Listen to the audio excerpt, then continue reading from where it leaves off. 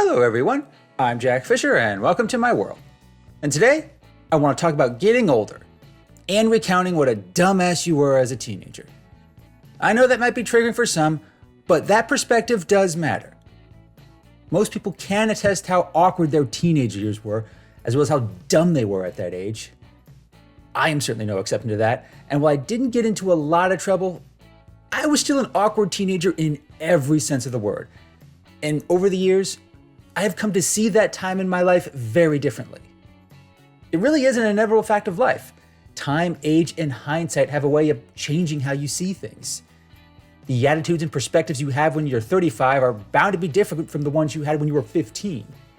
Because it's true, the world is a very different place with the mind of a teenager than it is as an adult. But while I was enduring the isolation and quarantine of 2020, I had a chance to rewatch and revisit some of the shows that I loved in my youth. And certain shows like Chuck and Avatar: The Last Airbender only reaffirmed why I loved those shows so much to begin with. But other shows evoked a different reaction, and one such show is That 70s Show. Now, when I was a teenager, this show was one of my favorite guilty pleasures. In terms of TV sitcoms, it really checked all the right boxes. It didn't try to revolutionize the genre. It kept things simple, using 70s aesthetics and proven sitcom tropes to make an entertaining show. It never got too extreme, it never tried to cross too many lines either. It just had fun with a certain time period and a cast of colorful characters. And most of those characters were lovable in their own right, the offstage antics of Danny Masterson notwithstanding. Now, my personal favorite was Fez. I think some of the best lines in the show came from him. He also probably underwent more growth and maturity than almost anyone else in that show.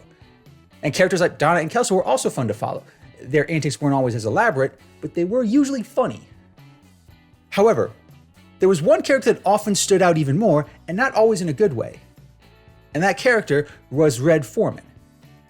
And in many respects, he was the show's primary antagonist. When he wasn't threatening to put his foot up someone's ass, he was a frequent obstacle to whatever scheme the kids had conjured. That didn't necessarily make him a bad guy. Hell, any sitcom that involves a cast of teenagers needs a character like Red. He embodies the hard-nosed, uncompromising, uncool authority figure. And most of his role revolved around stopping the kids from doing what they were doing or punishing them as soon as they got caught. And in that context, he was easy to root against most of the time. I know I certainly did when I watched the show in my youth. In fact, when the show was still on the air, Red was one of my least favorite characters. I just thought he was such an overbearing hard-ass. He didn't have any of the charm or likability of other sitcom dads. Sure, Al Bundy might have been a lousy dad, but at least he was funny, and Red Forman was rarely funny, his foot and ass remarks notwithstanding. But after rewatching a number of episodes during the pandemic, I found myself looking at Red Forman very differently. On top of that, I also saw the overall antics of the teens differently as well. While there were certainly times when Red was an unambiguous asshole, those times were a lot less frequent than I remembered. In fact, I even came to appreciate Red a lot more as I watched the show from an adult perspective, and in hindsight, it's easy to understand why. When you're a teenager, authority figures are often barriers to all the things you want to do. They're the reason you can't stay out late at night, drink beer, smoke pot, or hook up with your significant other.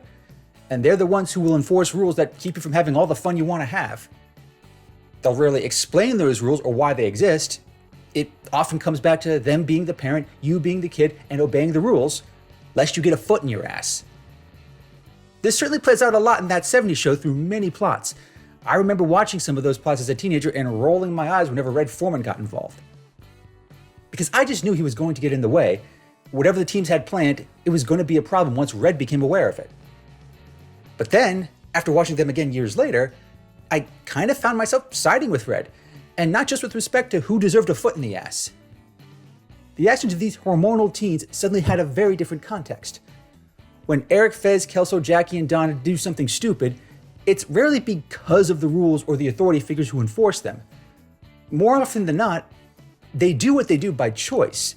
They do what they do because they think it's fun or will in some way serve their goals, whether it's getting laid, getting out of trouble, or something else like that. Naturally, they don't think things through. They don't think about the consequences of their actions, whether it involves Red Forman's wrath or getting arrested by the cops. Because remember, they're a bunch of immature teenagers in the 1970s. They're way more inclined to do stupid things for stupid, selfish reasons. Having been a teenager myself, I can understand that, but as I've gotten older, that became more of an excuse than a legitimate reason for such behavior. Now, Red Forman may not be the best when it comes to helping teenagers mature, but he was not wrong for calling them out on their antics. Because most of the time, the kids are on the wrong side of the dumbass equation. Their efforts to eat, drink, have sex, and avoid responsibility are all products of their own immaturity. Someone like Red needs to be there to remind them of that. It's not just about him being a hard ass, it's about him being a halfway decent parent. Does that make him the best father figure for helping teenagers navigate their immaturity? No, not in the slightest. But when you get right down to it, he is better than most of the bumbling dads who tend to populate most TV shows. And if he had the chance, I imagine he'd kick the asses of most of those dads for their shitty parenting tactics. As a teenager, I had a hard time relating to Red Forman, but as an adult, I can't help but respect him. After all, he is surrounded by a lot of dumbasses.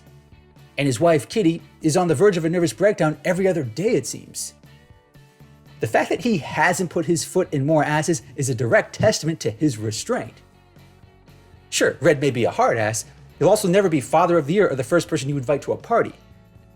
But in a world full of dumbasses, he's a beacon of order and taking no crap from anyone.